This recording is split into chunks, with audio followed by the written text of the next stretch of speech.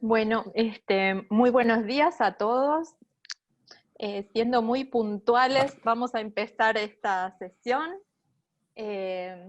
Estamos muy honrados de estar aquí en este webinar sobre migración climática y la pandemia de COVID-19, abordar las necesidades de los migrantes climáticos y de las comunidades vulnerables.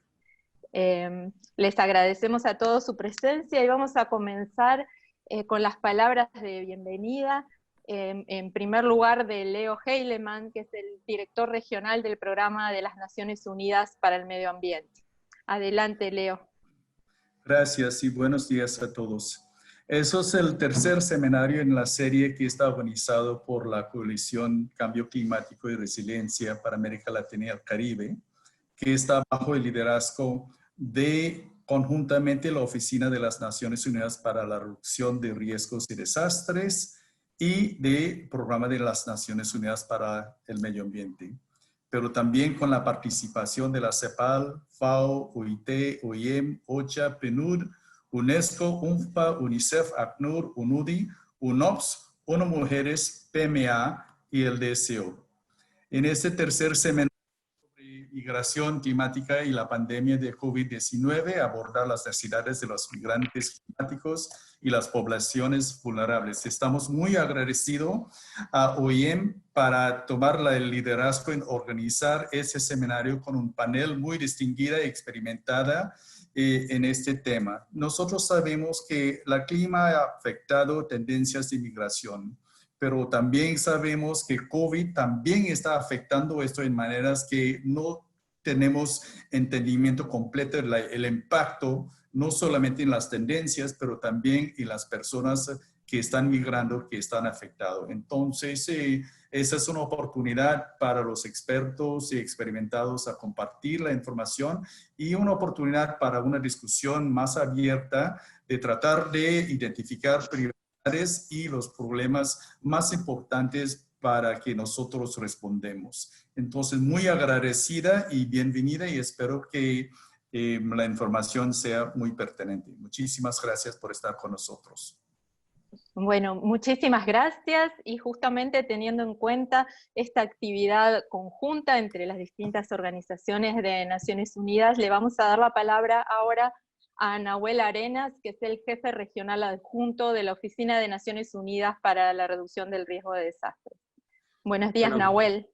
Gracias, Raquel. Buenos días a todas y a todos. Me sumo a los agradecimientos y saludos de Leo, a IOM y a todas las agencias que están liderando esta conversación, que es una conversación muy importante en un contexto que para nosotros es un contexto de desastre global y de riesgo sistémico, en el cual vemos cómo los sistemas humanos, los sistemas políticos, los sistemas económicos están en una interacción creciente y cada vez más compleja con los sistemas naturales.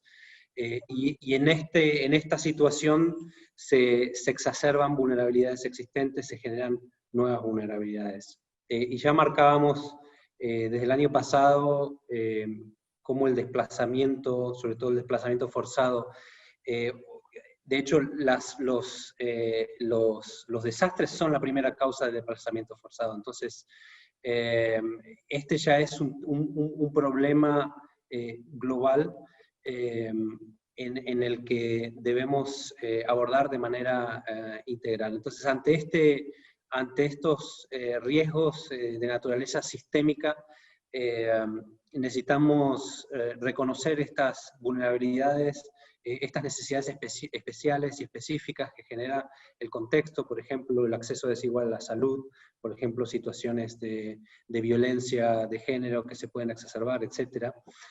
Como también los aspectos positivos de la movilidad, como puede ser aspectos positivos de generación de resiliencia que puede generar la migración. El marco de Sendai nos subraya la importancia de adoptar planes y estrategias para reducir los riesgos existentes, prevenir nuevos riesgos y fortalecer la resiliencia tanto en el ámbito económico como en el social, en el ambiental, en el ámbito de la salud también. Y el cambio climático va a seguir generando estos desafíos Entonces es momento de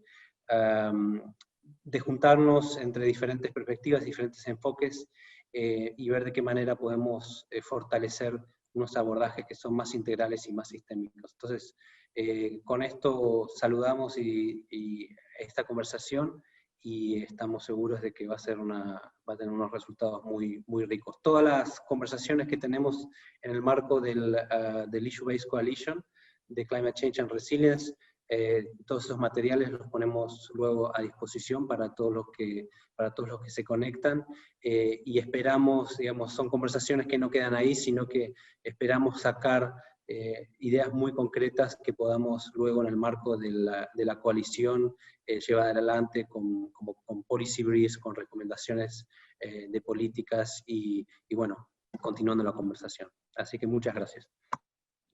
Perfecto, muchas gracias, Nahuel. Y por último, y justamente por el tema central de que se trata esta reunión, le damos la palabra a Marcelo Pisani, que es el director regional de la Organización Internacional de las Migraciones.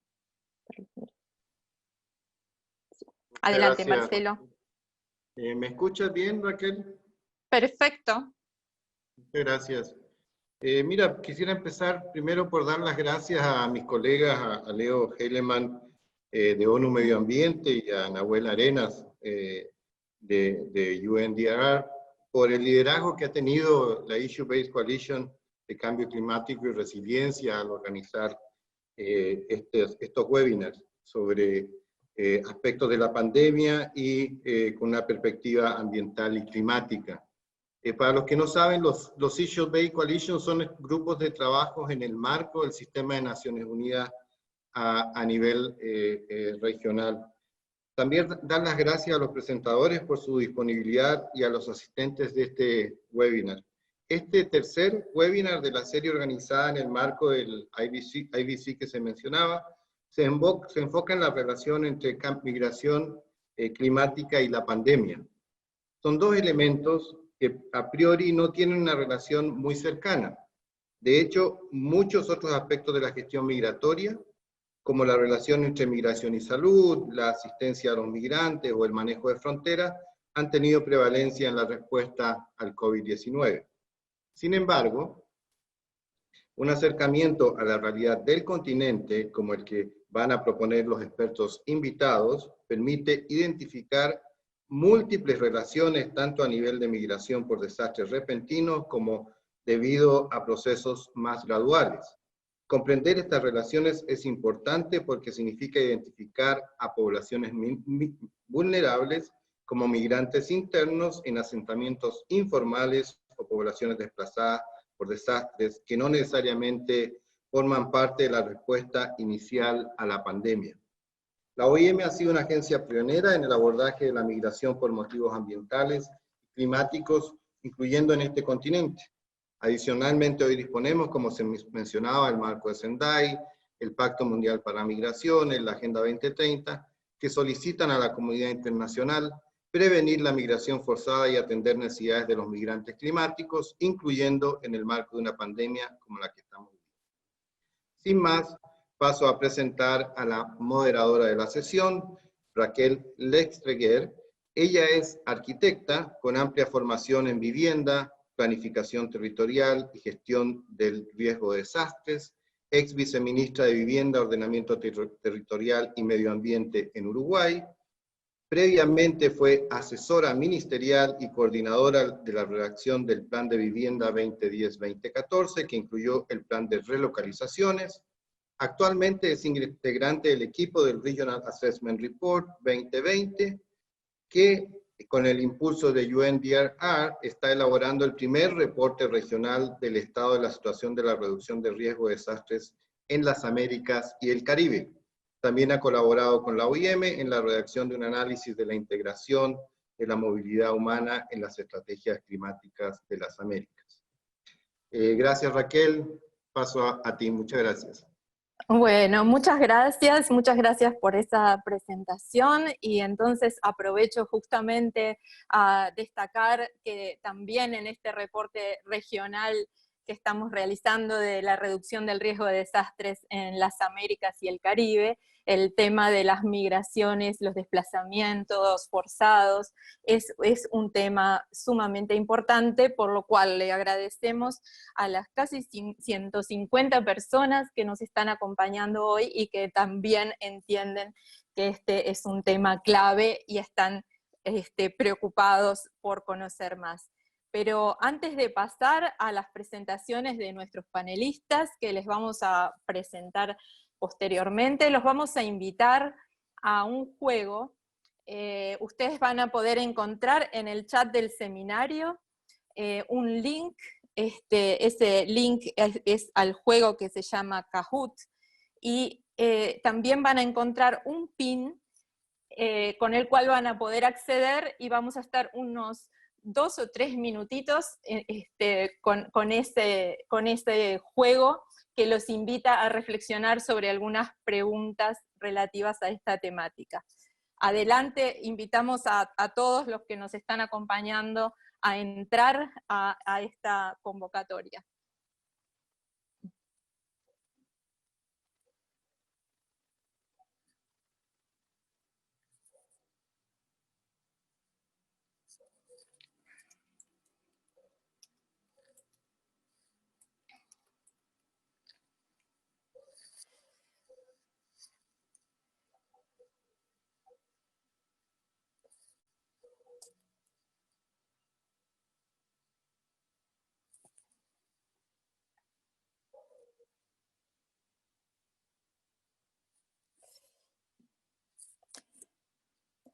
Aquí está.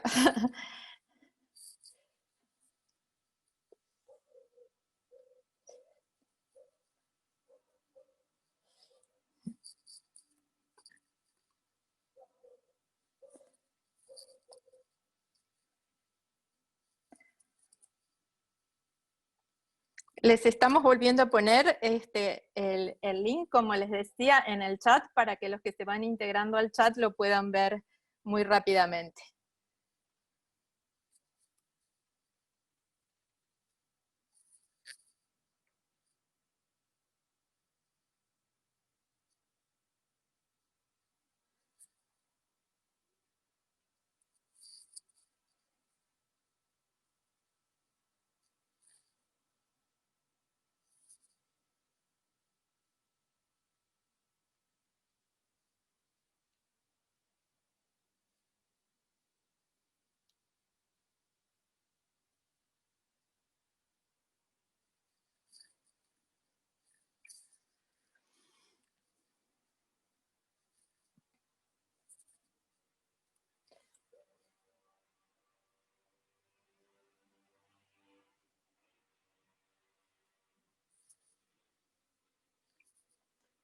Muy bien.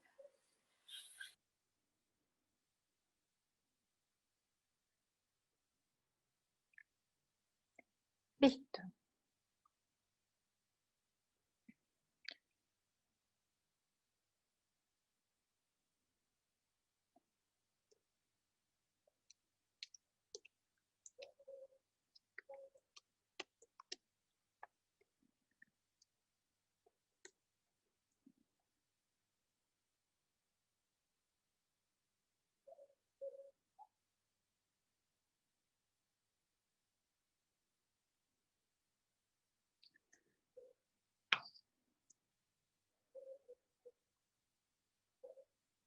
Muy bien.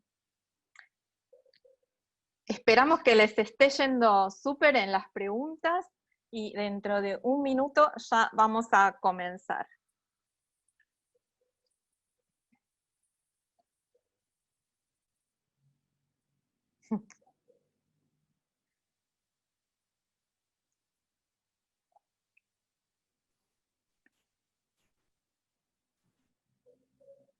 Entré con un nickname, con eso te digo todo. Bueno, muchísimas gracias a todos, y ahora entonces vamos a comenzar, mientras van terminando de contestar las preguntas, que es el desafío de iniciar pensando en esta temática. Les vamos a presentar a nuestro primer panelista, que es Pablo Escribano. Pablo es especialista regional temático de la Organización Internacional para las Migraciones, para las Américas y el Caribe, la OIM, en temas de migración, medio ambiente y cambio climático. Ha trabajado en varios ámbitos de la gestión migratoria en el seno de la OIM, es diplomado en Historia y en Ciencias Políticas por la Escuela de Ciencias Políticas de París. Y bueno, te damos la bienvenida, Pablo, y nos gustaría un poco comenzar con algunos temas, como por ejemplo pensar cómo la pandemia del COVID-19 afecta a los medios de vida de los migrantes y qué impactos inicialmente se han identificado en estas poblaciones vulnerables. Buenos días, Pablo, y bienvenido. Buenos días, Raquel. Muchas gracias. Estoy compartiendo la pantalla. ¿Me confirmas que se ve, por favor? Se ve perfectamente. Muchas gracias. Entonces, sí, quería tomar algunos minutos para reflexionar sobre esas preguntas, ¿verdad? ¿Cómo la pandemia afecta a los medios de vida de los migrantes climáticos y qué impactos se pueden identificar en comunidades vulnerables? Entonces, esa pregunta requiere primero preguntarnos qué es un migrante por motivos climáticos, porque no es una reflexión evidente, porque vemos realmente que hay varias formas de llamarles, ¿verdad? Migrante climático, incluso algunos mencionan refugiado climático, persona desplazada.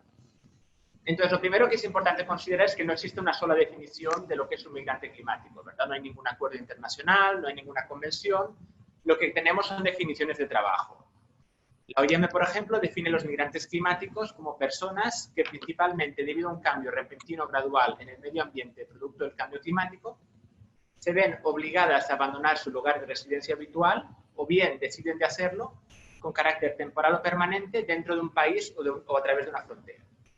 ¿Qué quiere decir? Que la categoría para la OIM de migrantes por motivos climáticos incluye toda una variedad de situaciones.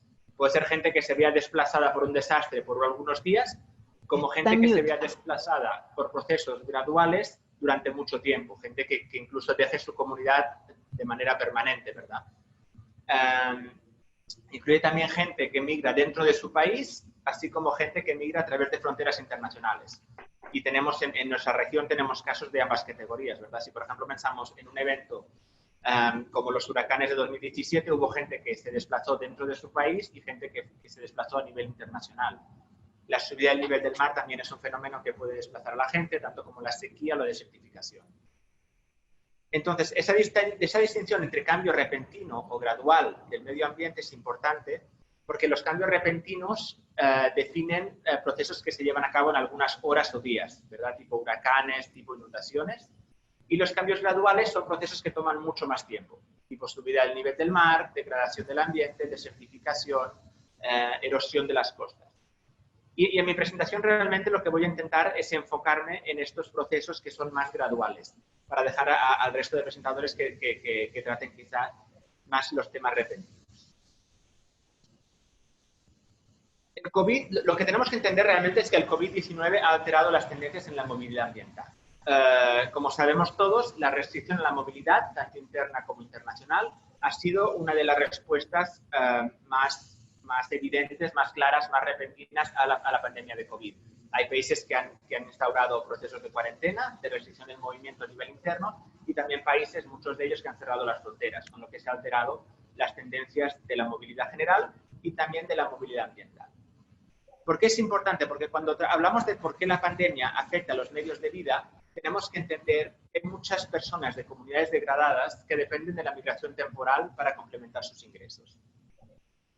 Estamos pensando, por ejemplo, en comunidades agrícolas en las que la degradación del ambiente, el cambio de las lluvias, la desertificación no permiten la subsistencia. Entonces hay mucha gente que migra a nivel temporal para acceder a empleos en otros países. Por ejemplo, comunidades indígenas de Panamá que llegan a Costa Rica para el proceso de cosecha de café. Comunidades agrícolas en los países del Triángulo Norte de Centroamérica que migran a las ciudades para acceder a empleos en la construcción. En Perú también está evidenciado que hay mucha gente de las comunidades andinas que van a las ciudades para completar sus ingresos. ¿Qué pasa? Que con la pandemia vemos una restricción de estos movimientos y, por lo tanto, una mayor dificultad de estas comunidades y de estas personas a acceder a medios de vida. Y esto nos va realmente a solicitar una atención importante, porque son poblaciones que realmente van a tener dificultades en acceder a los ingresos necesarios para asegurar su subsistencia en condiciones. En este punto es importante señalar, y lo hará nuestra colega Alma de ONU Mujeres, el enfoque de género de estas movilidades, ¿verdad? ¿Qué pasa con cómo los impactos del cambio climático son diferentes entre los hombres y las mujeres?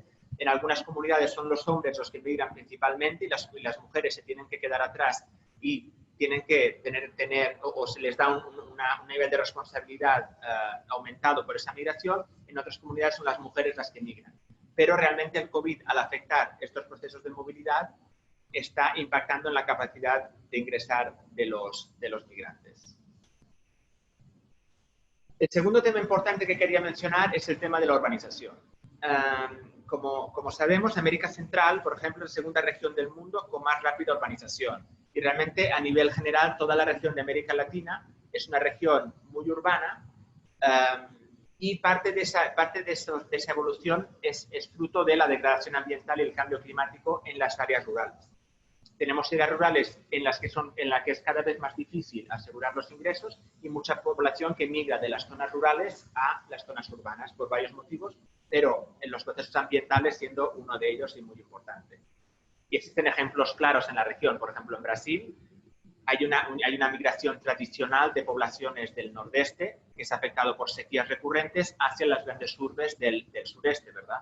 Y sabemos que un porcentaje importante de la gente que vive en las favelas, por ejemplo, del Río de Sao Paulo, son poblaciones originarias de ese nordeste que se ve tan afectado por las sequías. También en Centroamérica tenemos procesos de urbanización en las que los migrantes internos se agrupan en barrios informales de las capitales o de las ciudades grandes donde son vulnerables a varios fenómenos. Entonces, realmente es importante considerar cómo estos procesos llevan a una vulnerabilidad mayor porque al llegar a barrios informales, los migrantes internos se ven vulnerables a procesos de exposición a riesgo de desastres y también, en el sentido de la pandemia, a un acceso más limitado a los servicios de salud. Y condiciones de hacinamiento y de dificultad de higiene que vuelven la transmisión más probable. Un ejemplo concreto, digamos, para ilustrar esta situación sería, por ejemplo, el ejemplo de Perú, donde hay una migración tradicional, por ejemplo, desde la parte de la sierra hacia las grandes ciudades, en particular en la costa, y lo que hemos visto con la pandemia es que ha habido un gran número de personas que ha querido salir de Lima y volver a sus comunidades de origen, tanto en la sierra como en la selva. Se estimaba hace unas semanas en 160.000 el número de caminantes, digamos, que están yendo desde Lima hacia sus comunidades de origen. Y esa situación lo que realmente nos muestra es la precariedad de la situación de los migrantes internos, que salen de comunidades de origen degradadas ambientalmente, llegan a la capital y en las pocas semanas o los pocos meses en los que no pueden trabajar por la pandemia, tienen que regresar a sus comunidades de origen porque ya no tienen de cómo asegurar sus ingresos. También es muy preocupante en este sentido, en la relación entre la migración y el desarrollo de las comunidades de origen, la situación de las remesas. Hay una estimación, y era una de las preguntas en el test, hay una estimación del Banco Mundial de que este año podría registrarse un descenso de las remesas a nivel global de 20%, porque la pandemia ya ha afectado el desempleo, ha afectado también los ingresos. Entonces, en países como por ejemplo Estados Unidos, que han vivido un gran aumento del desempleo, los migrantes ya no pueden acceder a ingresos y ya no pueden enviar remesas a sus comunidades de origen. Y en ciertos países de nuestra región, como por ejemplo en Centroamérica o todavía más en algunos países del Caribe, las remesas conforman un porcentaje muy importante del Producto Interno Bruto. Y la evidencia es que también esas remesas permiten a las comunidades adaptarse al cambio climático. Por lo tanto, por culpa de la pandemia, al bajar esas remesas, también va a bajar la capacidad de los hogares en zonas vulnerables a ser resilientes, a adaptarse al cambio climático. Y esa situación realmente nos tiene que solicitar a todos una atención mayor hacia la situación de las comunidades que ya no acceden a esas remesas y que permiten su supervivencia y su adaptación al cambio climático. Sin embargo, y para ir concluyendo mis 9 minutos, realmente estamos en una época muy inicial a nivel de la evidencia sobre los datos y la información en la relación entre el COVID y la migración climática. Y se requieren realmente más y mejores datos sobre esta intersección para saber cuáles son las vulnerabilidades, cuáles son las capacidades de resiliencia y también, y de manera muy importante, cómo el cambio climático y la migración climática se integra en los planes de recuperación.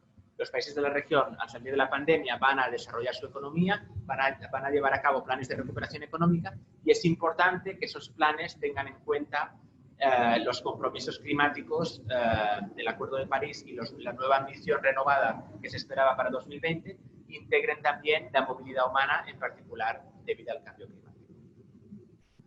Por lo tanto, para concluir ya mis 9 minutos, lo que quería era mencionar, como he hecho, 4 puntos clave quizás: el tema de la migración temporal, que se ve impedida por el COVID y qué efecto tienen los ingresos; el tema de la precariedad de la situación de los migrantes internos que vienen de comunidades vulnerables; el tema de las remesas, que va a ser muy complicado para abordar porque realmente representa una pérdida de ingresos muy importante y esencial para muchas comunidades rurales, en particular en nuestra región; y finalmente mi cuarto punto es la necesidad de datos y evidencia para comprender mejor esta intersección. Muchas gracias.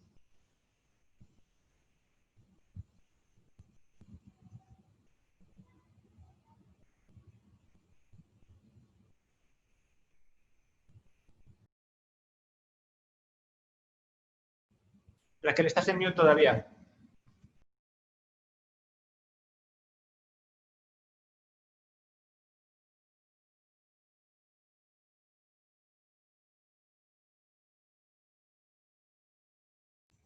Raquel, ¿estás sin audio? ¿Ahora? Sí, ahora ya. Hola. Gracias. Perdón, no, agradecerle a Pablo por poner en claro estos 4 puntos clave y también los conceptos que hacen a toda esta temática y sus conexiones, tanto con el cambio climático, el riesgo de desastres y todos los que ha mencionado.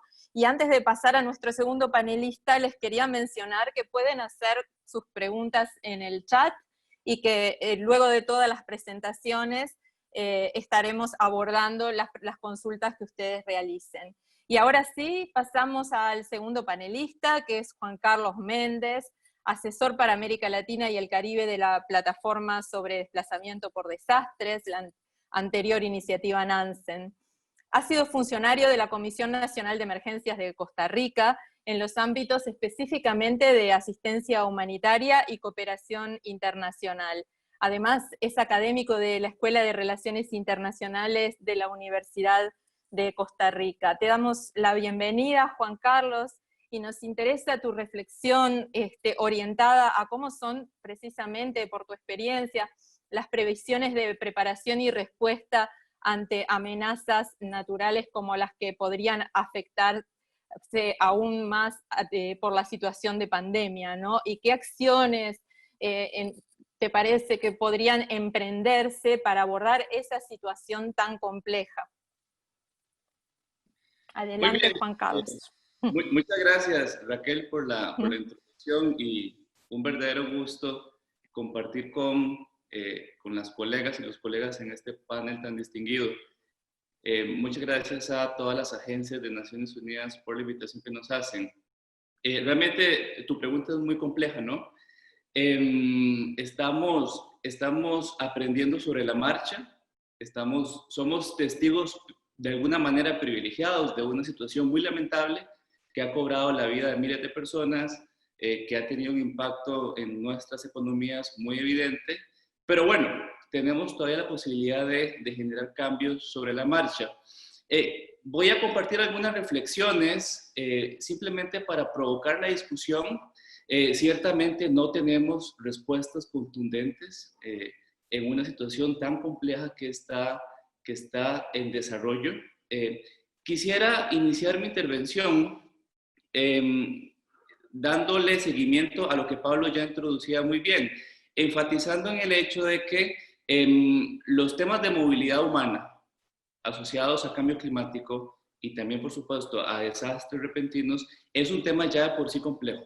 Es un tema complejo porque es multicausal, no tiene que ver únicamente con los efectos adversos de cambio climático, tiene que ver con causas estructurales, pobreza, vulnerabilidades preexistentes, bono demográfico, la movilidad humana en el contexto de cambio climático y desastres adopta muchas formas, ya lo decía Pablo muy bien, puede ser, de hecho las estadísticas son muy claras, la amplia mayoría de las personas se desplaza internamente, algunos se ven forzados a cruzar fronteras internacionales, estamos hablando de evacuaciones más o menos planificadas o evacuaciones forzadas en el contexto de desastres repentinos. Es decir, estamos frente a una realidad muy compleja.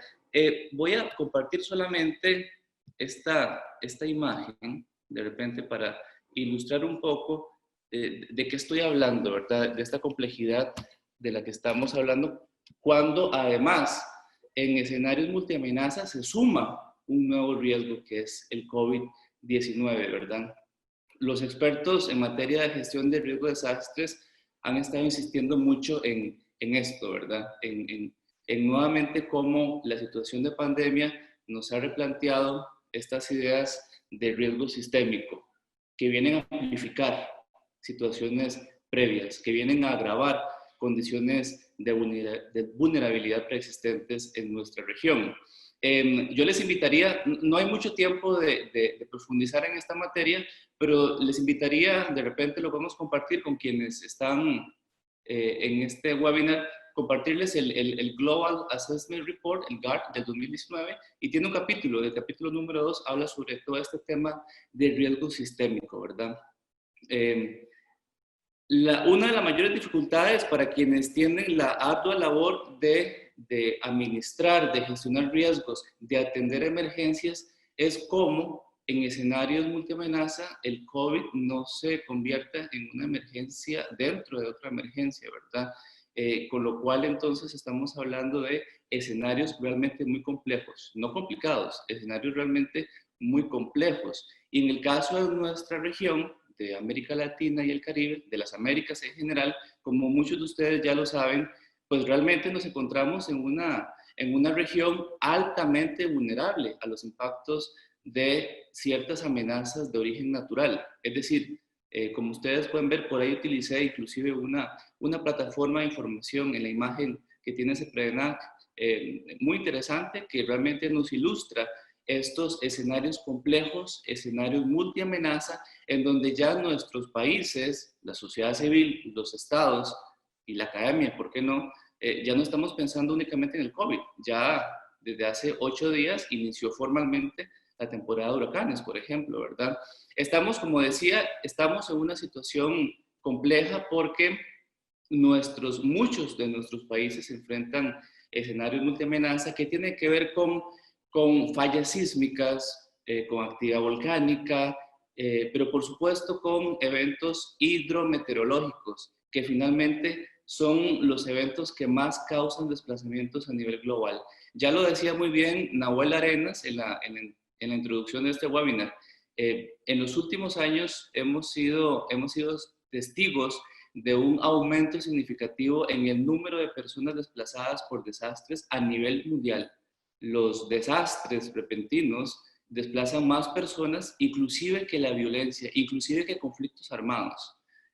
Tan solo para ilustrar este punto, el año pasado el IDMC, que es el International Displacement Monitoring Center, basado en Ginebra, que recién hace pocas semanas lanzó su último informe, realmente nos ilustraba muy bien este punto y llegaba a la conclusión con sus estudios de que más o menos un aproximado de 25 millones de personas fueron desplazadas por desastres solamente en el año 2019. Hace poco fuimos ya testigos también de los desplazamientos, de las evacuaciones masivas que generó, por ejemplo, la depresión tropical, la tormenta tropical Amanda en América Central.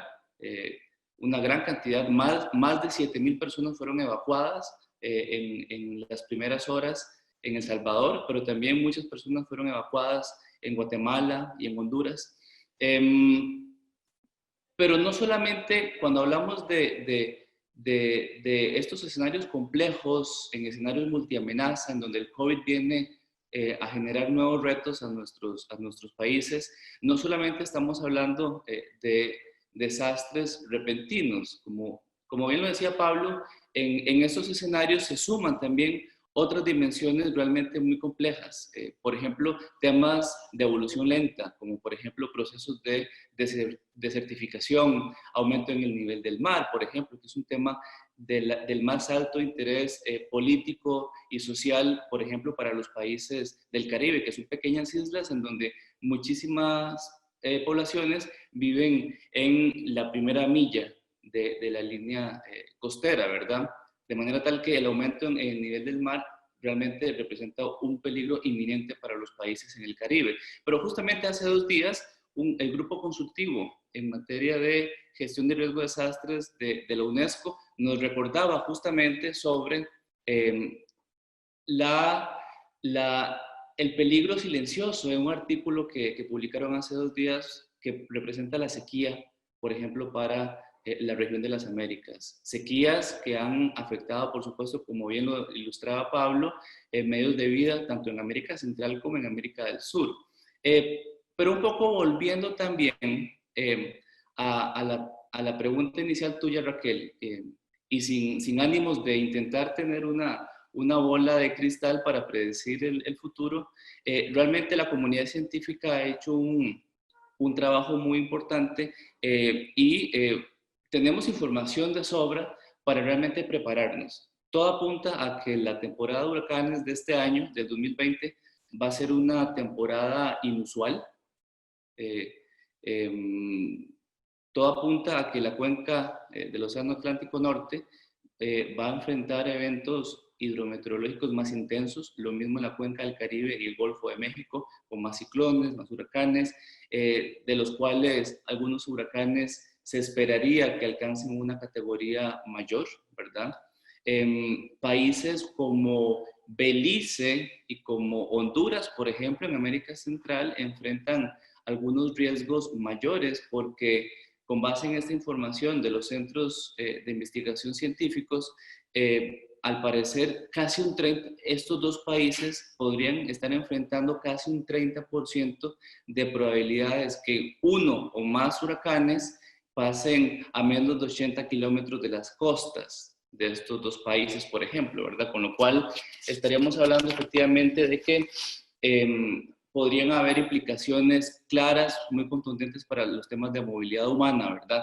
Recordemos hace unos cuantos años cuando el huracán Otto atravesó América Central y generó desplazamiento, no solamente a nivel interno, sino que generó movimientos de personas en la frontera común entre Costa Rica y, con lo cual nuevamente insisto en esta multidimensionalidad de la movilidad humana en el contexto de desastres, que adopta muchas formas: desplazamiento transfronterizo, desplazamiento interno. Y bueno, para ir finalizando mi intervención, sí, realmente estamos en un escenario complejo porque el COVID-19 nos ha generado algunos retos, especialmente en temas de distanciamiento social, temas de confinamiento, temas de cierre de fronteras. Qué difícil efectivamente mantener el distanciamiento social cuando, por ejemplo, tenemos que evacuar. Los países están realizando esfuerzos extraordinarios, ¿verdad?, para efectivamente adaptar sus protocolos, entre comillas, tradicionales, sus procedimientos operativos, entre comillas, tradicionales para atender otro tipo de emergencias, para que se adapten a los requerimientos de, por ejemplo, las autoridades de salud, ¿verdad? Es decir, estamos aprendiendo sobre la marcha. Estoy seguro que los países están haciendo todos los esfuerzos posibles. No hay recetas mágicas realmente. Lo que sí es cierto es que tenemos que tener en cuenta que la migración, el desplazamiento por desastres puede ser respuesta a riesgos, pero también puede convertirse eventualmente en riesgos, puede generar riesgos o duplicar o replicar riesgos existentes, de manera tal que lo que sí es muy importante es tener en cuenta que hay que realizar un esfuerzo por prever escenarios de perspectiva en donde se pueda prever inclusive escenarios de inmovilidad, personas que no pueden inclusive retornar a sus hogares después del impacto de un desastre de origen natural.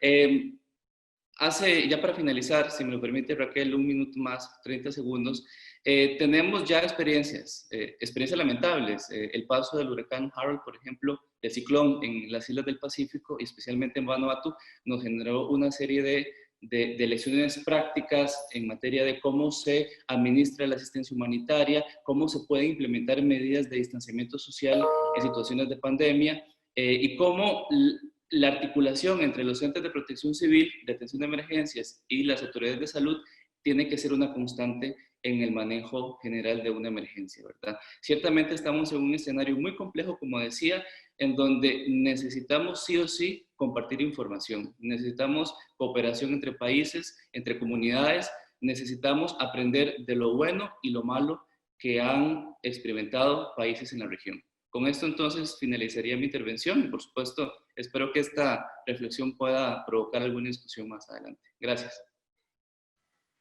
Muchísimas gracias, Juan Carlos, y veo que sobre la marcha ya has respondido a algunas de las cuestiones que están planteando nuestros asistentes en el chat, y señalar, bueno, sobre todo el tema que planteas de la información, por un lado, y los escenarios multiamenazas, por otro. Quería presentar ahora a Alma Pérez, que es nuestra siguiente panelista. El tema de género se ha planteado en las presentaciones anteriores, pero claramente su intervención va a estar centrada en este tema. Ella es asesora regional en paz, seguridad y acción humanitaria en la Oficina Regional de ONU Mujeres para América Latina y el Caribe desde febrero de 2017. Y en esa capacidad promueve y apoya la implementación de la Agenda Regional de Mujeres, Paz y Seguridad, incluyendo la participación de las mujeres en negociaciones y construcción de la paz, y también en la implementación de intervenciones de prevención de conflicto. Coordina la respuesta regional de ONU Mujeres a los flujos de migrantes y refugiados, y las iniciativas relacionadas con la reducción del riesgo de desastres. Antes de esta actividad, Alma fue ministra plenipotenciaria de la Misión de Colombia ante las Naciones Unidas en Nueva York, y bueno, ya ha trabajado también en diversas agencias, en ONU Mujeres, del Alto Comisionado de las Naciones Unidas para los Derechos Humanos, y en UNICEF de Colombia. Tiene un diplomado en Finanzas y Relaciones Internacionales por la Universidad Externado de Colombia, y un máster en Gestión Pública de la Universidad de Potsdam. Alma, te damos la bienvenida y la palabra, y evidentemente nos interesa tu perspectiva acerca de las vulnerabilidades específicas de género que se identifiquen conexas al marco de esta pandemia y las migraciones climáticas. ¿Y qué acciones puede desarrollar la agencia que tú estás representando para justamente poder asegurar o reducir los riesgos de mujeres y niñas en su construcción de resiliencia? Muy buenos días, Alma, y te damos la palabra. Buenos días, Raquel, muchas gracias, y gracias a OIM y UNDRR y todos los que hemos contribuido para hacer posible esto. ¿Me escuchan bien, colegas? Raquel, ¿me escuchas bien? Ok, perfecto. Entonces voy a compartir pantalla en este momento.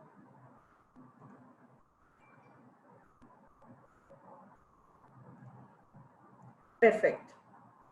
Espero que vean todos en este momento. Estoy compartiendo pantalla. Y gracias, Raquel, y gracias, Pablo y Juan, por poner los elementos de esta conversación sobre género, migración climática y COVID en el marco de esta conversación general que estamos teniendo. Y efectivamente sí estamos hablando de una perspectiva de riesgo sistémico, y hay una afectación que es particular, ya la mencionaba Pablo, para mujeres y niñas y mujeres jóvenes, y hay también una contribución particular que se puede hacer desde allí. Entonces quisiera empezar por alguna de las evidencias que tenemos de la conexión entre cambio climático y migraciones, y efectivamente está claro, como lo planteó Pablo, como lo planteó Juan, que hay una conexidad y hay un incremento muy fuerte de migración que está conectada a los temas de cambio climático. No es algo que hayamos estudiado tanto en materia de género en términos de datos, pero sí lo hemos estudiado en términos de evidencias. Entonces, uno de los primeros llamados, ya lo hizo Juan, pero siempre lo hacemos desde ONU Mujeres, tiene que ver con la debilidad en los sistemas de recolección de datos, porque las afectaciones tienen que ver con un elemento que es central de nuestra conversación, y es la desigualdad. Los desastres, y esto lo hemos visto cuando hemos estado trabajando con UNDRR en implementación del marco de Sendai y con los colegas de OIM y otras agencias, los desastres y las emergencias, lo que hacen además es profundizar las desigualdades existentes, y dentro de esas desigualdades profundizan las desigualdades de género, y esto genera una vulnerabilidad particular para mujeres y niñas, pero además impide que puedan acceder a las ventanas que se abren para avanzar en la recuperación después de los desastres. No es diferente en los desastres que se generan por cambio climático o en la afectación de cambio climático. Ya mencionaba Pablo varios ejemplos de afectaciones, y mencionabas, Pablo, el tema de la sequía, Juan, tú también. En el corredor seco de Centroamérica uno podría decir, y pasa en otras regiones también, que los temas del acceso a la tierra, el acceso de la tierra de las mujeres es un acceso marginal en muchos sitios de América Latina, pero Centroamérica en particular, y la doble carga que tienen en términos de estar encargadas del cuidado y la salud alimentaria en sus comunidades, fortalecen,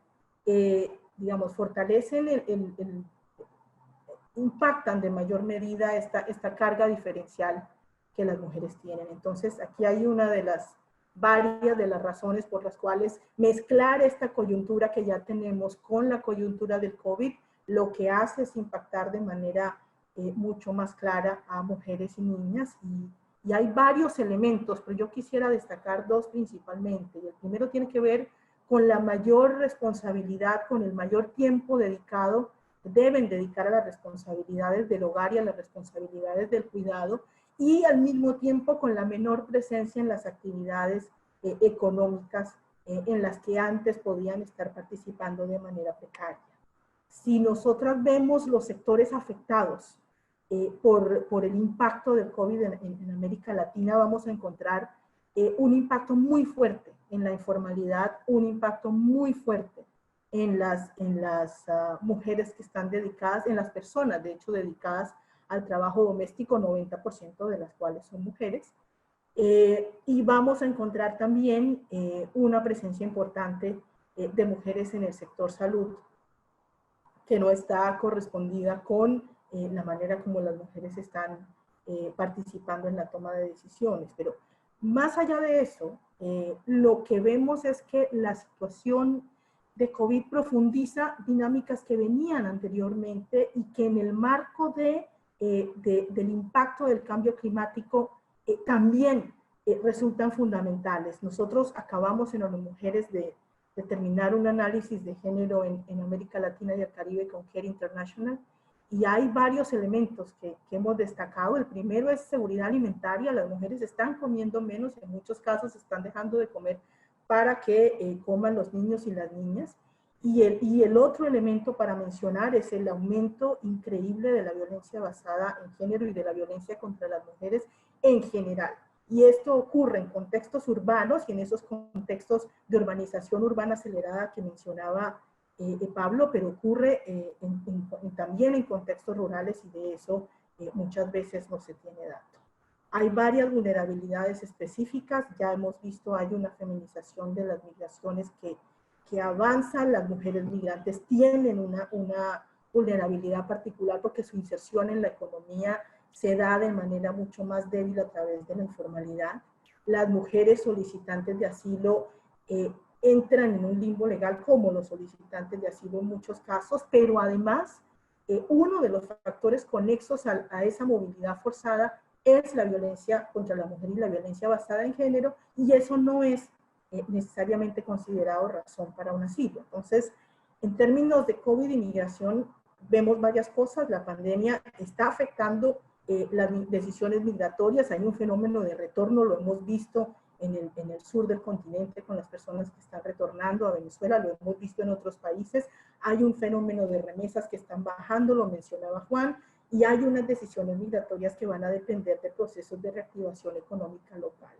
Entonces, hay un impacto diferenciado. Aquí hay algunos elementos en albergues, en servicios de cuidado, en acceso a salud sexual y reproductiva, que van a estar presentes, Y buena parte de esta conversación tiene que ver con cómo potenciamos la agencia de las mujeres. Y la respuesta es, lo primero son las políticas públicas, y es en primer lugar sistemas de información, políticas públicas que promuevan la participación plena de las mujeres en la respuesta, y esto va también para las mujeres migrantes y para las políticas públicas en términos de construcción de resiliencia.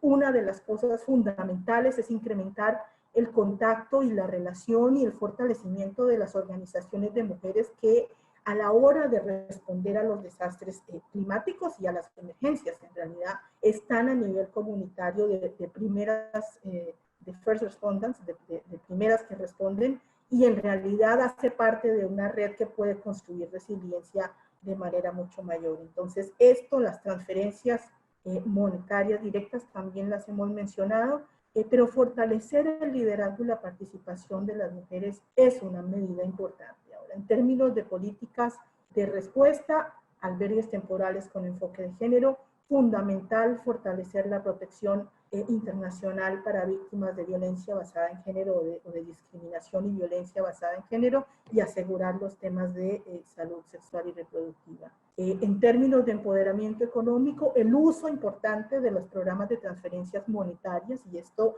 es algo fundamental en esta conversación porque la población migrante y las mujeres migrantes tienen dificultades para acceder a este tipo de programas. Y quisiera, por último, plantear, para que tengamos armada nuestra conversación, varias recomendaciones para el trabajo desde espacios internacionales y para todas las personas que nos escuchan, que están en terreno también y que están trabajando con gobiernos y con copartes. Y son varias. La primera, fortalecer la cooperación enfocada a esos grupos que sufren múltiples formas de discriminación y exclusión.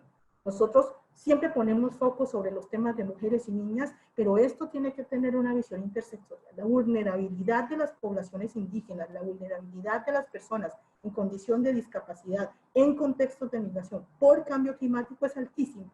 Es altísima porque sus necesidades son también apremiantes y no siempre están cubiertas. Las soluciones regionales y a los desafíos transfronterizos, y esta iniciativa que hemos estado trabajando todos del Plan de Desarrollo Integral de Centroamérica, por ejemplo, es fundamental para abordar.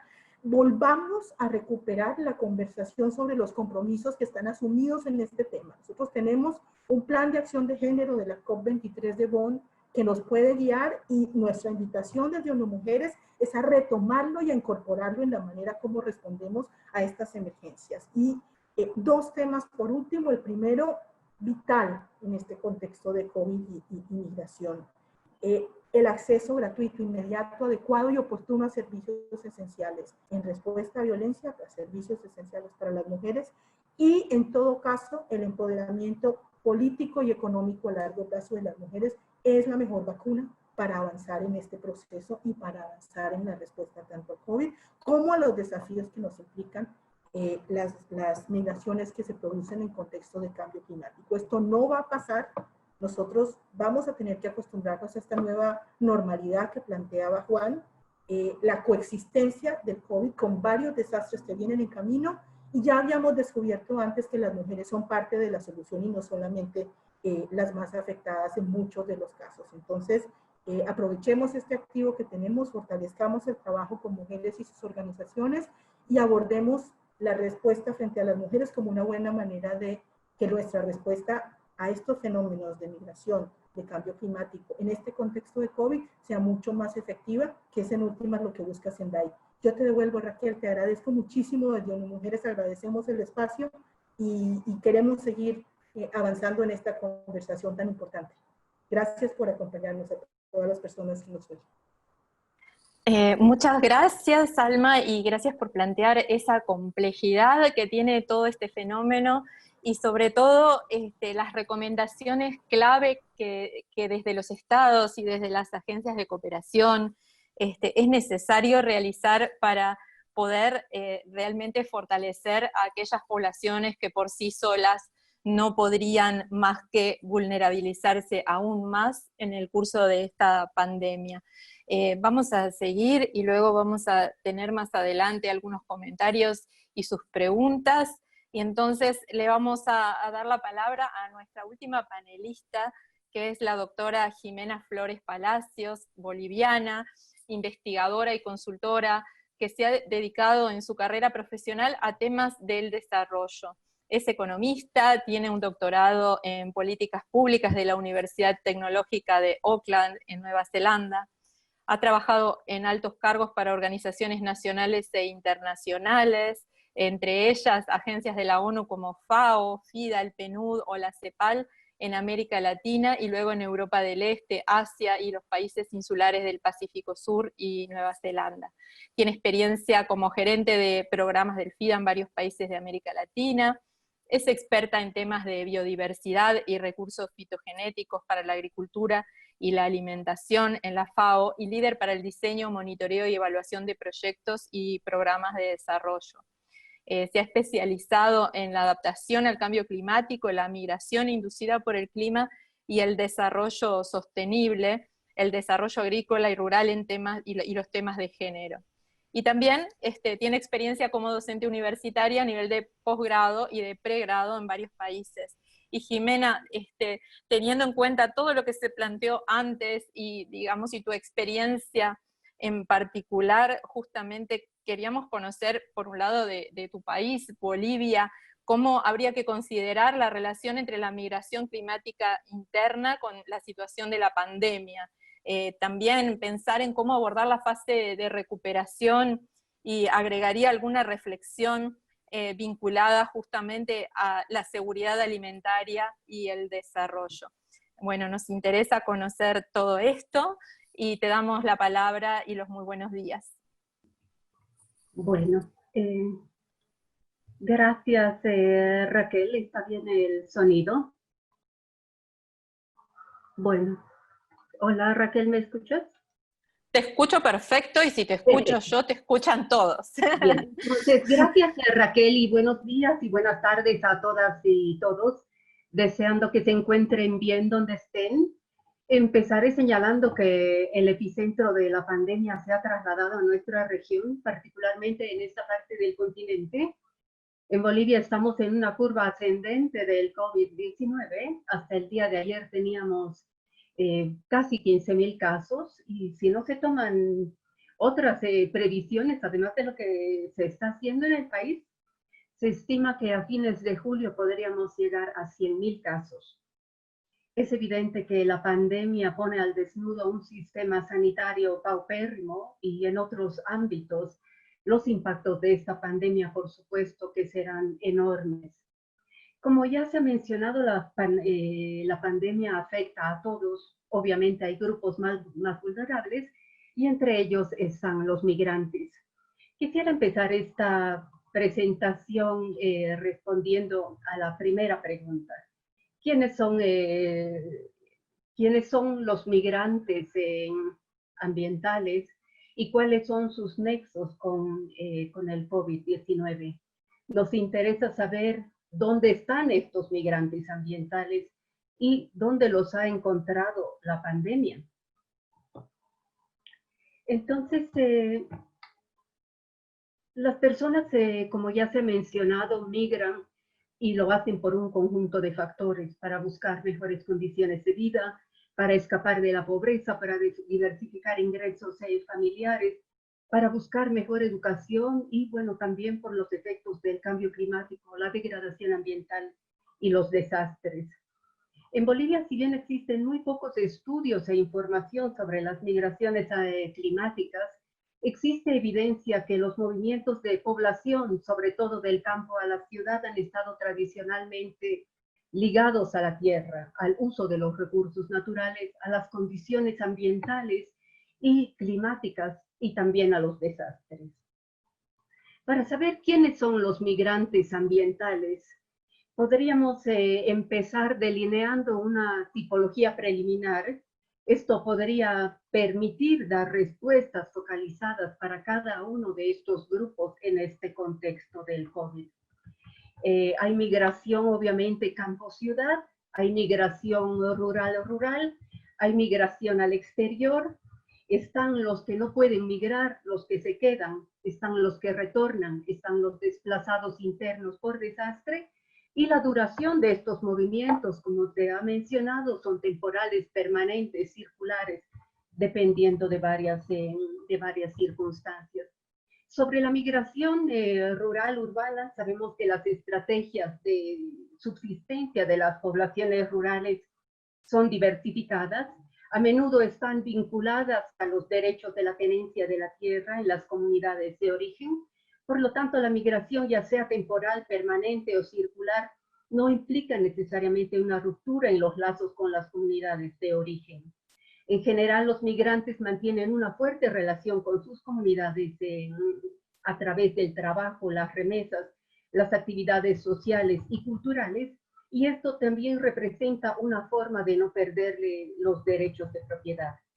A diferencia de muchos países de América Latina, el proceso de urbanización en Bolivia se ha acelerado recién en las últimas décadas. Actualmente, alrededor de 2/3 de la población vive en las áreas urbanas, un 46% vive en lo que se denomina el eje central del país, que es lo que divide el país, La Paz, Cochabamba, Santa Cruz. Y lo que ha develado el COVID-19 es que las áreas urbanas y periurbanas donde viven los migrantes del campo son las áreas más expuestas a la pandemia. Los migrantes viven en condiciones precarias, tienen escaso acceso a los servicios básicos, hay inseguridad y no hay ninguna protección social.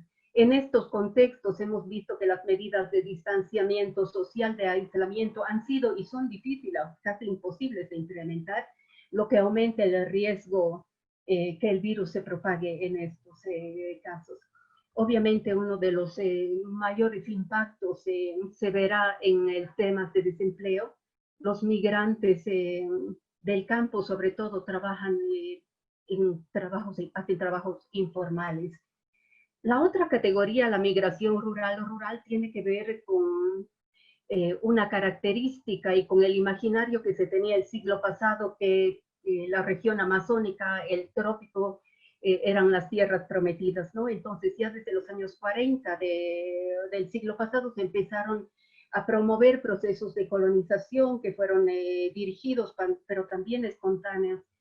Estos grupos grupos del occidente del país, del altiplano, migraron a estas tierras y se ha observado una sobreexplotación de los recursos naturales. Ellos a su vez han migrado a las ciudades, en este caso a Santa Cruz y a los municipios adyacentes, y lo que se ve ahora es que Santa Cruz es el departamento que concentra la mayor cantidad de contagios. El 60% de estos contagios está localizado ahí. Otra situación es de la población que no puede emigrar, que está inmovilizada. Es la nueva ruralidad que se presenta en Bolivia, que está caracterizada por la presencia de ancianos, mujeres, grupos tremendamente vulnerables, ya lo mencionaba Alma, y también se presenta con preocupación que se ve el tema de la inseguridad alimentaria en las áreas rurales. Esto ya lo ha advertido la FAO y es un tema que hay que tomar en cuenta. El aislamiento geográfico de estas áreas rurales en muchos casos podría significar que están más protegidos, pero también es un polo de atracción para que migrantes puedan volver y aumentar el riesgo de infección, que es lo que se ha visto ya en algunas comunidades indígenas. Por otro lado, las comunidades rurales han cumplido un papel fundamental en la provisión de alimentos durante la cuarentena, con el riesgo de propagar el virus, digamos, en el ir y venir a vender sus productos. Están los migrantes al exterior, que es otra categoría, algunos que están en los países vecinos, otros más lejos, unos quieren volver, otros no pueden, y que el hecho de haber perdido sus empleos también los pone en una situación de extrema vulnerabilidad. Después están los migrantes retornados. En este caso hay mayor información de grupos de Naciones Unidas, también están cooperando con el retorno de estos migrantes. Sin embargo, no hay un seguimiento después, una vez que llegan a sus comunidades. obviamente, aunque han hecho la cuarentena respectiva.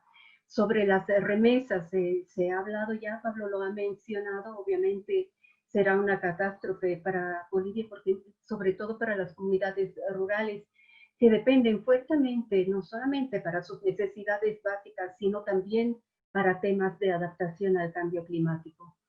Están los desplazados internos, que es un tema que ya se ha mencionado. Como ejemplo, quería decirles, el año pasado se registraron incendios forestales causados por causas naturales y otros también provocados, y no existe datos sobre cuánta población está siendo desplazada por estos problemas.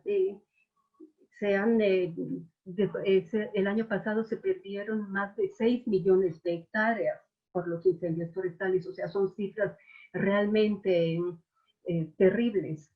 Está el tema que es muy crítico y quiero mencionarlo, y tal vez en las preguntas después vamos a ver, son los pueblos indígenas del Amazonas. Son también migrantes y están a riesgo de ser diezmados por esta pandemia. Y en general, todos los migrantes internos y externos están enfrentando la estigmatización, la discriminación en el contexto de esta pandemia, lo que lleva a muchas personas a ocultar su enfermedad, a no buscar atención médica, lo que crea mayores desafíos. ¿Cómo podemos abordar la fase de recuperación, que es la siguiente pregunta? Si bien el gobierno comenzó a desescalar las medidas de cuarentena, el camino a seguir obviamente presenta desafíos enormes. Las acciones para recuperarse de esta pandemia deben comenzar con la identificación de los grupos más vulnerables, incluidos los migrantes. Es necesario también tener información desagregada por género, desagregada por edad, desagregada por lugar de residencia, desagregada por grupos étnicos también. Los migrantes internos, sean temporales, permanentes, circulares, los desplazados internos, los grupos indígenas, no son solamente categorías amplias de migrantes, sino personas que están en mayor riesgo y necesitan protección social. Así que los datos desagregados por sexo, las acciones miradas y el papel de los gobiernos locales son cruciales para responder a esta pandemia en el corto, mediano y en el largo plazo. Con eso creo que me quedo aquí. Gracias. Bueno, muchísimas gracias, Jimena. Nuestros asistentes han hecho muchísimas preguntas. Hemos seleccionado algunas. Le vamos a pedir a los panelistas que respondan en no más de 4 minutos, y también decirles a todos los participantes de que más allá de que en esta ocasión de repente no podemos responder a todas sus preguntas, vamos a tomar nota de ellas y estaremos en comunicación, enviándoles materiales, y seguramente sea una oportunidad para seguir en ese diálogo. Entonces, quería empezar con esta pregunta para Pablo específicamente, vinculada a si existe algún informe específico relacionando la movilidad de las poblaciones indígenas con la problemática climática, y más aún con el tema del COVID, y cuáles son las características de esa movilidad. Así que le agradecemos a Rolando Vargas esa pregunta, que seguramente es del interés de todos. Pablo. Muchas gracias.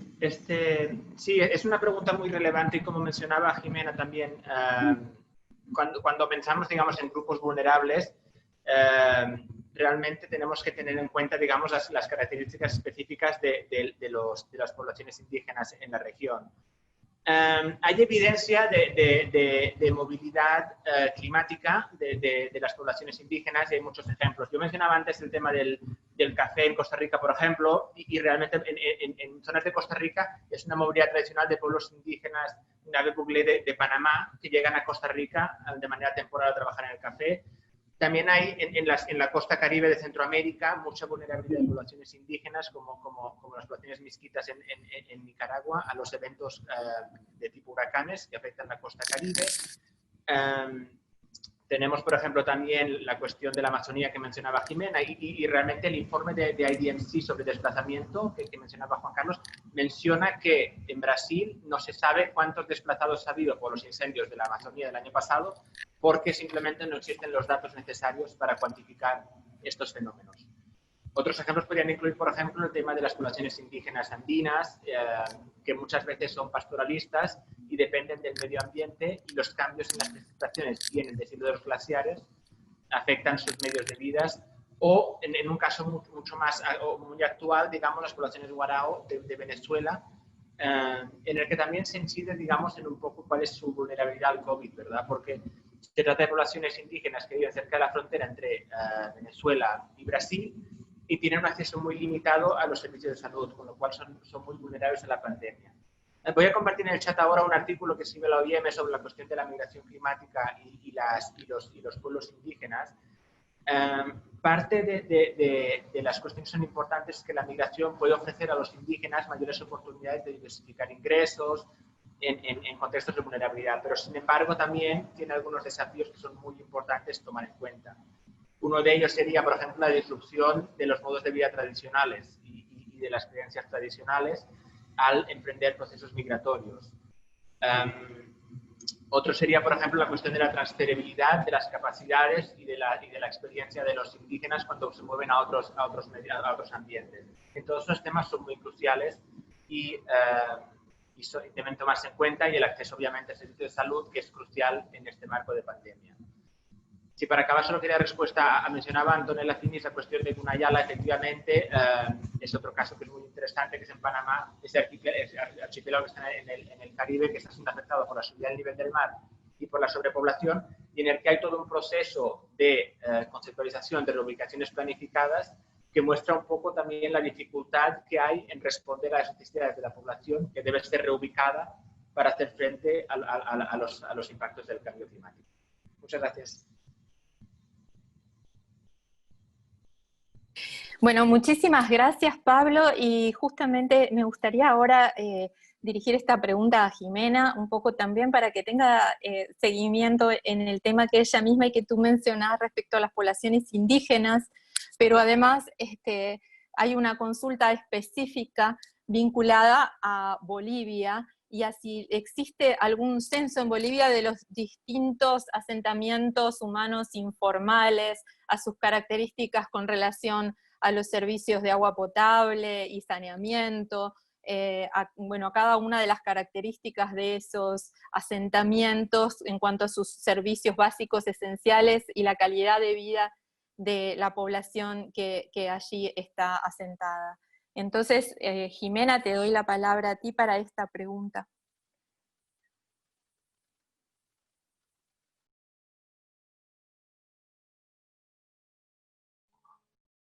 ¿Existe algún tipo de información en el caso de Bolivia? Lo que hay que tener en cuenta que, sobre todo los grupos campesinos que migran y las poblaciones indígenas se caracterizan porque son móviles. Tienen un patrón de migración que es sobre todo circular.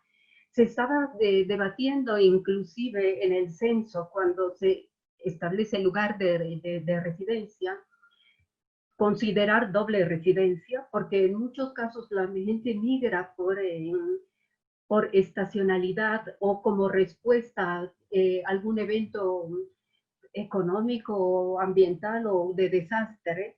Entonces, ese es un tema que es difícil de cuantificar.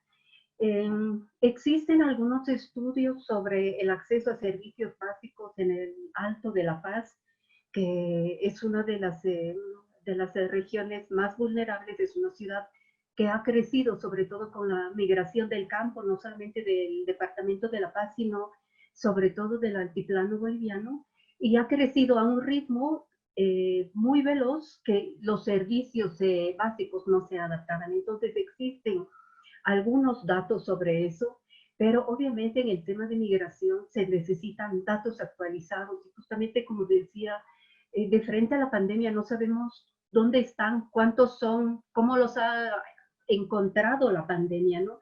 Y yo creo que este es como un momento de reflexión para decir que para el diseño y la implementación de políticas públicas necesitamos información. Y necesitamos información mucho más desagregada, ¿no? Mencionaba la representante de ONU Mujeres, por ejemplo, la situación que encuentran las mujeres, y no tenemos datos, y a partir de situaciones de vulnerabilidad, de precarias condiciones de salud. Entonces yo creo que es fundamental información para el diseño de políticas públicas. Existe algo en Bolivia, pero se necesita mucho más. Muy bien, Jimena, muchas gracias por tu respuesta.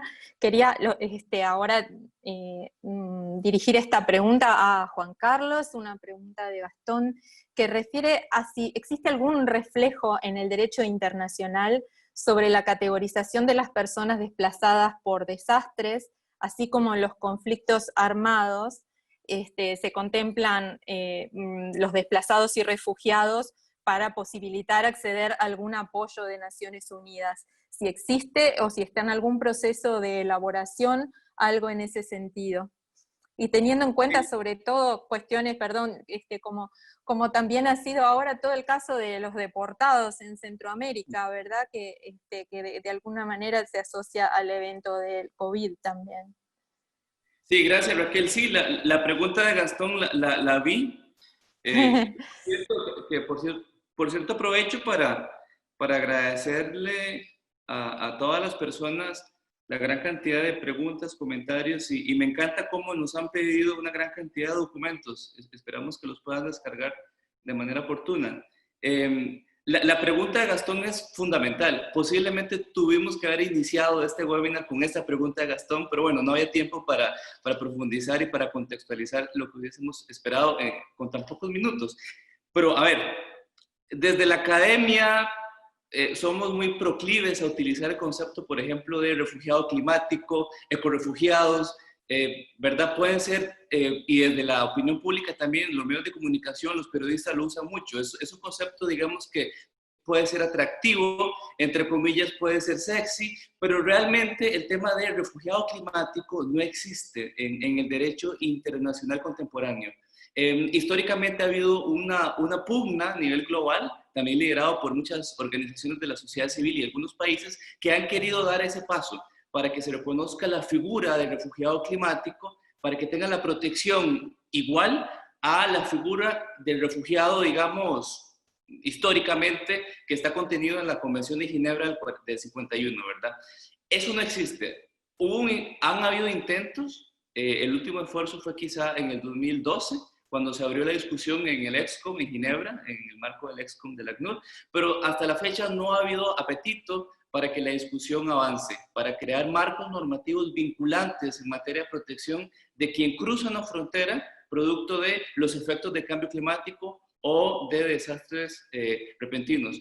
Hace unas semanas hubo una decisión muy interesante del Comité de Derechos Humanos de la ONU, que para muchos fue un hito histórico porque abrió de repente un portillo, pero realmente en términos legales no existe este concepto. Lo que sí existe son muchas prácticas muy interesantes, y nuestra región en las Américas ha implementado una gran cantidad de prácticas eficaces para atender a estas poblaciones a través de la articulación de los centros de protección civil y las autoridades de migración, el uso de ciertas figuras como por ejemplo visas humanitarias, el tema de el uso positivo del tema de la discrecionalidad migratoria para proveer atención en términos de recepción, de asistencia, de ingreso de personas desplazadas por desastres.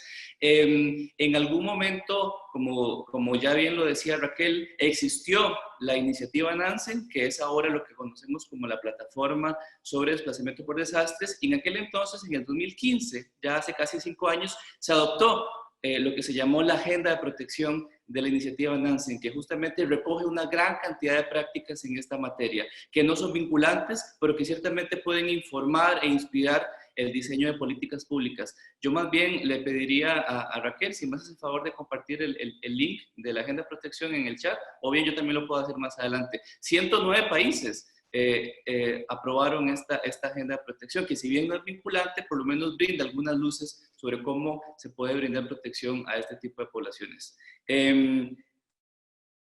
Aquí lo dejo entonces porque creo que ya estoy sobre tiempo, pero por supuesto quedamos atentos para seguir este diálogo más adelante.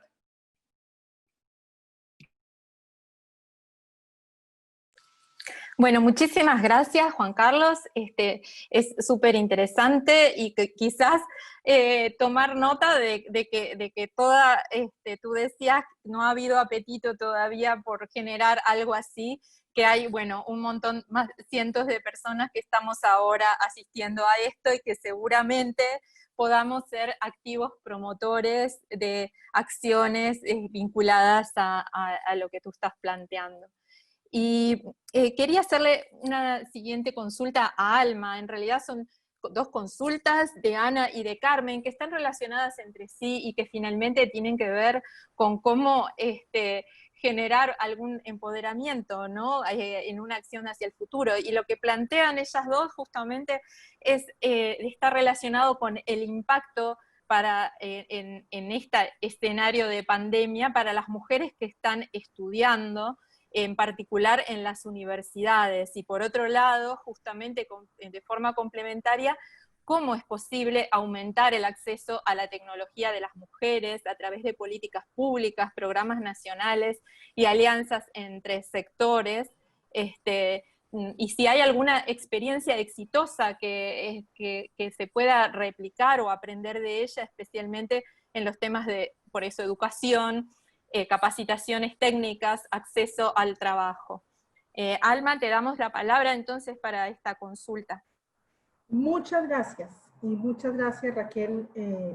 Gracias a Ana y Carmen por las preguntas, que además es súper importante, es esencial que trabajemos en este tema para mujeres y para poblaciones en situación de particular vulnerabilidad. Una de las cosas que nos está pasando en este contexto de movilidad tan alterada, para decirlo de esa manera, y que nos está pasando en este contexto de COVID, tiene que ver con que, por una parte, un buen grupo de personas está entrando en procesos de virtualidad. Entonces hay una gran cantidad de procesos que están entrando en la virtualidad, en el colegio de los niños, por ejemplo, y las niñas, en la universidad de las mujeres y en otro tipo de ofertas de formación, pero al mismo tiempo eso coexiste con la carga de cuidados y de trabajo de las mujeres. Entonces, en ese primer tema yo diría que hay dos aspectos que revisar. El primero es la importancia de fortalecer, como bien planteaban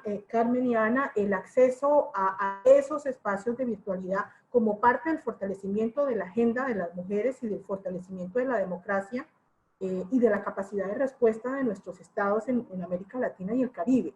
Ahora, eso hay que poderlo hacer de manera tal que entendamos que es una actividad adicional y que hay una carga de cuidado anterior. Y lo digo porque lo quiero combinar con algo que en muchos hogares de América Latina pasa, y es que la virtualidad de las mujeres va conexa con la de los niños, las niñas y la virtualidad de la escuela.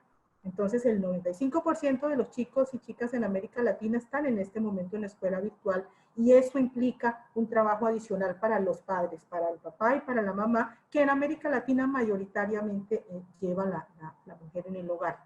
Entonces, tener en cuenta esto es fundamental. Por otra parte, fortalecer el acceso de las organizaciones de mujeres y de las mujeres líderes, activistas y defensoras de derechos humanos, muy en especial las defensoras ambientales y las defensoras jóvenes, a los procesos virtuales es fundamental. Todos estamos hablando de la virtualidad, pero la virtualidad en primer lugar cuesta, Raquel, y creo que lo hemos mencionado en otros casos, y no solamente cuesta, sino que además requiere de unas infraestructuras que muchos damos por entendidas porque las tenemos, pero que no coexisten en América Latina. O sea, en el entorno del estudio que hicimos con CARE sobre impacto de mujeres, vimos que hay un enorme porcentaje de mujeres en América Latina que no tienen acceso o a celular o a servicios virtuales, y que están en la ruralidad y que están mucho más aisladas. Si nosotros no generamos respuestas, aparte de las virtuales, no vamos a poder llegar a esas mujeres. Y hay que tener fundamentalmente una aproximación cultural que va a ser central cuando hablemos de la migración por cambio climático, porque todos los fenómenos de los que hemos hablado en esta conversación impactan poblaciones específicas, poblaciones indígenas, poblaciones afrodescendientes, poblaciones campesinas, rurales, y en condiciones que no necesariamente tienen la virtualidad como una garantía. Entonces, sí hay que fortalecer el espacio. En este momento, varias organizaciones, ONU Mujeres, pero también OIM, que hemos conversado con ellos sobre eso, y varios otros, estamos pasando procesos de formación que íbamos a tener personales a la virtualidad. Vamos a hacer un montón de cursos virtuales que además van a ser de acceso gratuito, y eso va a ayudar. Pero siempre hay que tener en cuenta que no todo el mundo va a poder acceder y que nada va a poder reemplazar la posibilidad de interacción. Entonces, cerraría diciéndote, el Fondo Humanitario, el Fondo de Paz, Seguridad y Humanitario de Naciones Unidas, que administra ONU Mujeres en Paz y Seguridad, hizo una encuesta para las organizaciones de mujeres que reciben fondos en respuestas a emergencias en torno a cómo les afectó el COVID. Y la primera respuesta en torno a qué es lo que más las amenaza, cuál es la mayor amenaza que ustedes enfrentan en el contexto de COVID, la respuesta fue: la amenaza es la desaparición, porque no estamos pudiendo comunicarnos y tampoco estamos pudiendo salir. Entonces, es muy importante combinar la posibilidad de trabajo en red de las organizaciones de sociedad civil, no solo de las mujeres, y también la posibilidad de fortalecer los espacios locales, virtuales y no virtuales. Yo dejaría ir, Raquel. Había una pregunta en el chat y la voy a responder en este instante, solamente con hacer un clic. Preguntaban por información sobre sectores y cómo responder en temas específicos de agua y emergencia. Hay un folleto de Red Lab de todas las organizaciones de ONU más actores humanitarios, donde hay recomendaciones.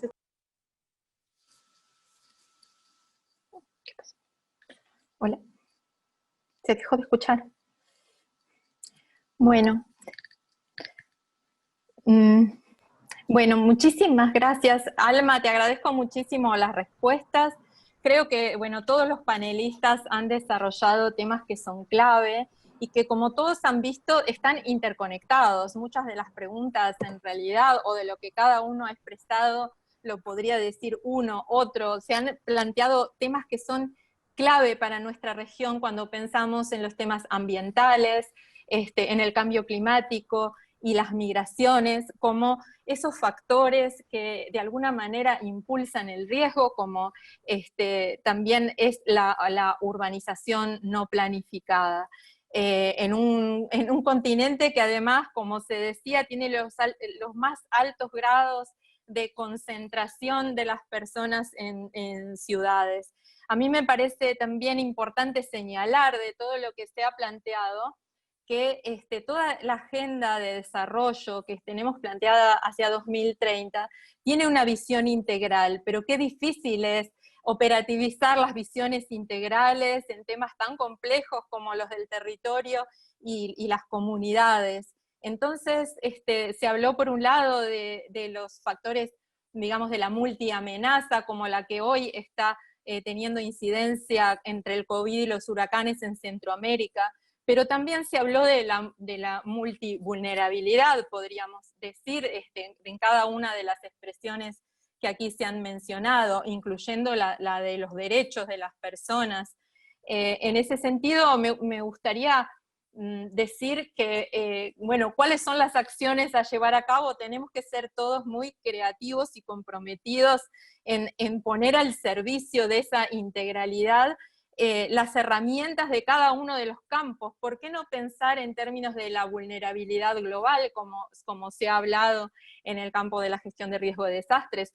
O de cómo la interseccionalidad que se ha desarrollado en el campo de género, digamos, nos ayuda a entender y explicar cómo suceden esas múltiples exclusiones y factores de opresión, para poder operativizar sobre ellas y dar respuestas adecuadas. Nos parece importante eso, convocarlos, agradecerles a todos convocarlos a seguir pensando y a brindar, bueno, todo esto que ha sucedido ahora, que nos han pedido un montón de documentos, que los han brindado, a poner todas esas herramientas de forma generosa al servicio de algo que requiere perspectivas integrales. Y por último, lo que quería mencionar también es pensar no solamente desde toda esto, digamos, de los riesgos que se generan, sino poder encontrar las capacidades de los migrantes